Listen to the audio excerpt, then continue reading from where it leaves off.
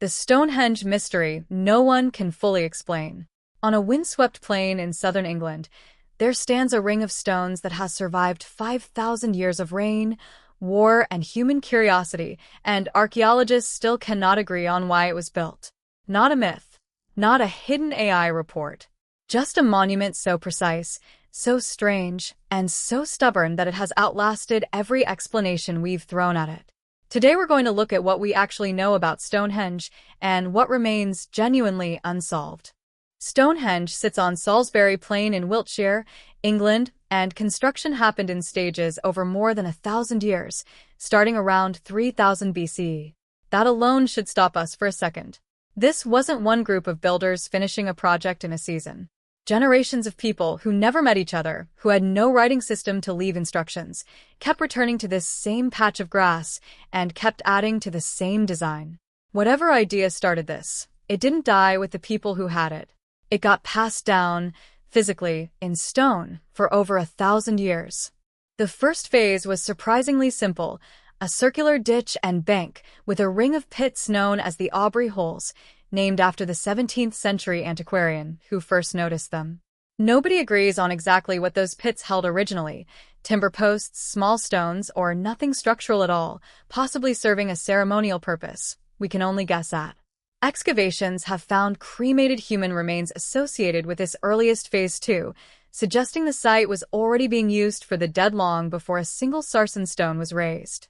Centuries later came the bluestones, and centuries after that, the massive sarsen stones that most people picture when they hear the name Stonehenge.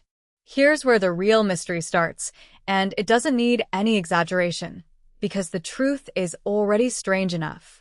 The bluestones, the smaller stones at the heart of the monument, did not come from anywhere near Salisbury Plain.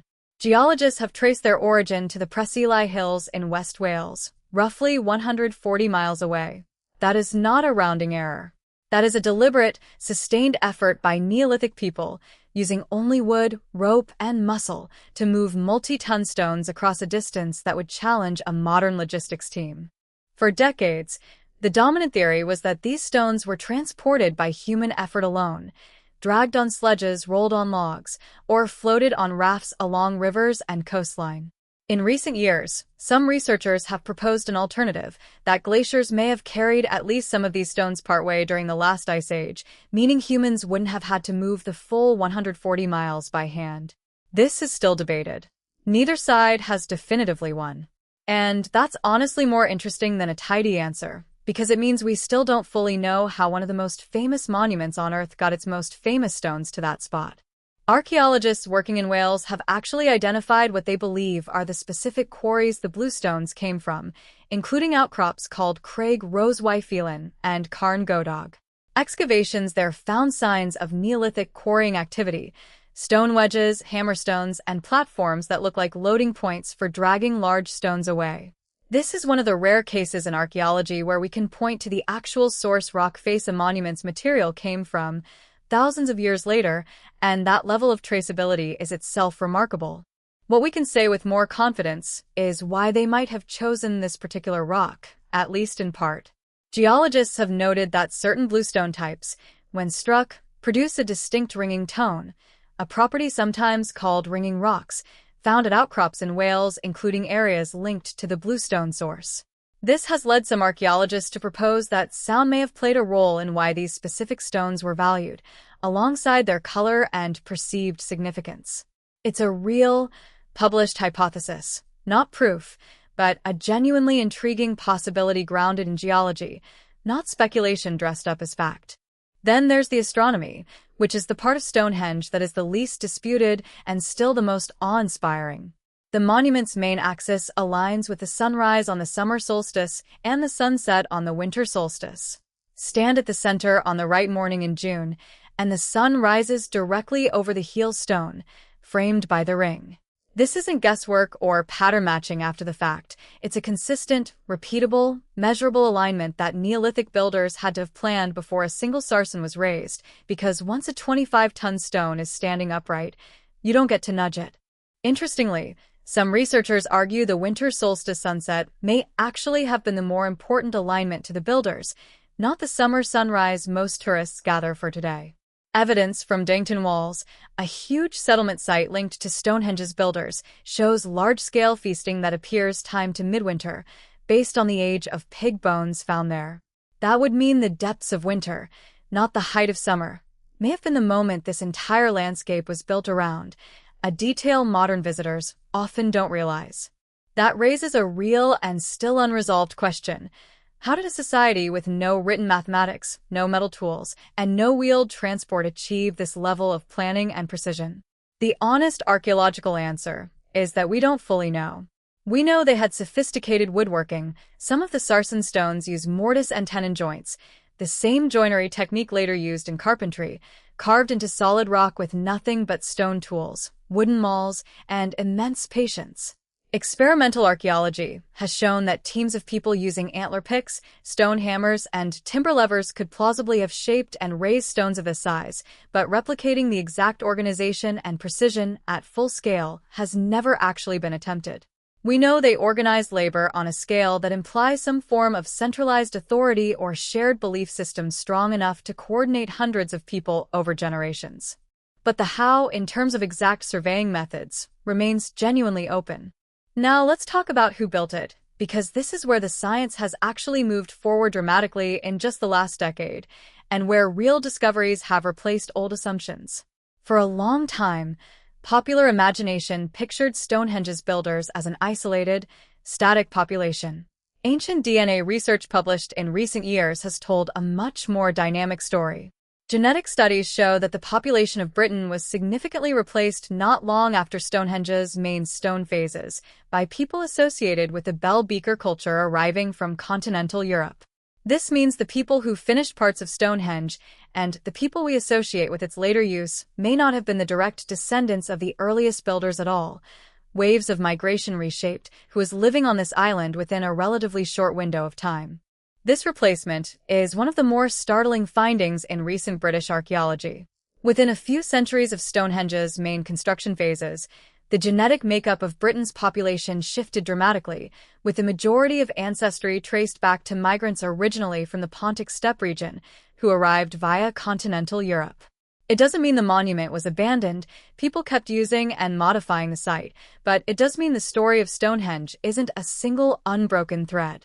It's a monument that outlived the very people who built parts of it, inherited and reinterpreted by newcomers who gave it new meaning. Even more strikingly, a 2024 study analyzed one of the massive stones at the center of the monument, known as the altar stone, and found that its geological signature doesn't match Wales at all, but instead points to northeast Scotland, over 700 kilometers away. If confirmed and refined by ongoing research, that would mean the logistics of Stonehenge's construction connected communities across almost the entire length of Britain, which is a staggering scale of coordination for the time period and a genuine recent scientific finding, not folklore. Researchers involved in that study have suggested this points to Stonehenge being not just a local monument, but a project that required cooperation, or at least contact and trade networks, spanning nearly the full length of the British Isles. As for purpose, the evidence points to more than one answer, layered over time. Excavations of cremated human remains at the site, over 60 individuals, show Stonehenge served as a burial ground for a significant period, possibly one of the largest cemeteries in Neolithic Britain. At the same time, the solstice alignments strongly suggest a calendrical or ceremonial function tied to the turning of the seasons.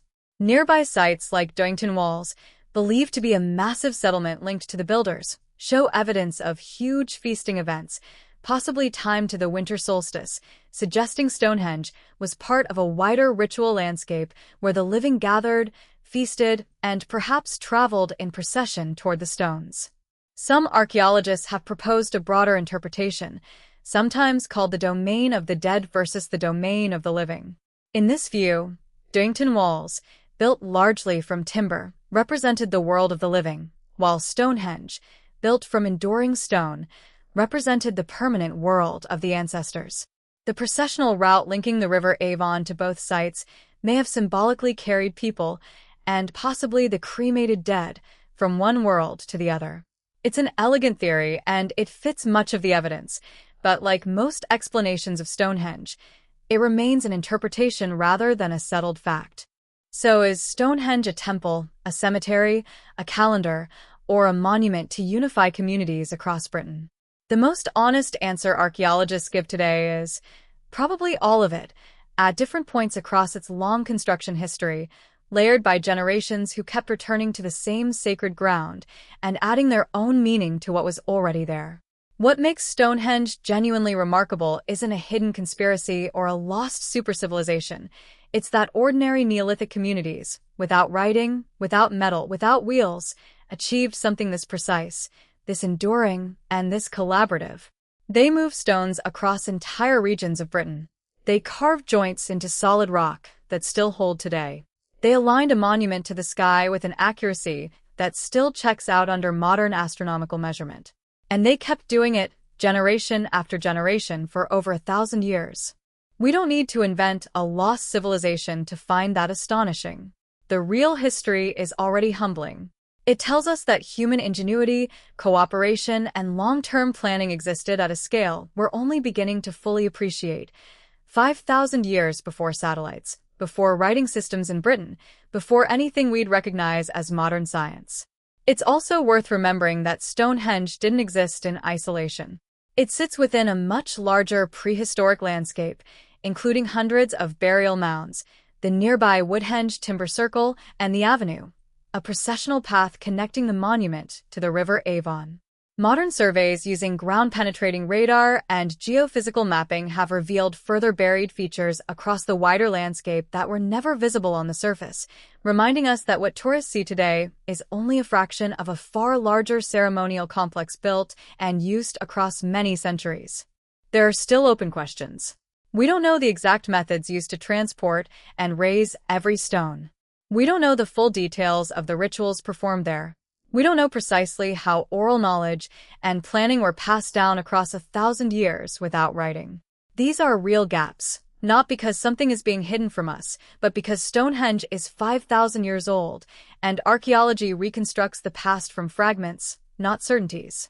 That, honestly, is what makes it worth returning to, not manufactured mystery, but the real thing, a monument that still challenges what we think ancient people were capable of, built by people whose names we will never know, for reasons we can only partly reconstruct, using knowledge they somehow managed to protect and pass on for 1,000 years without ever writing a word of it down.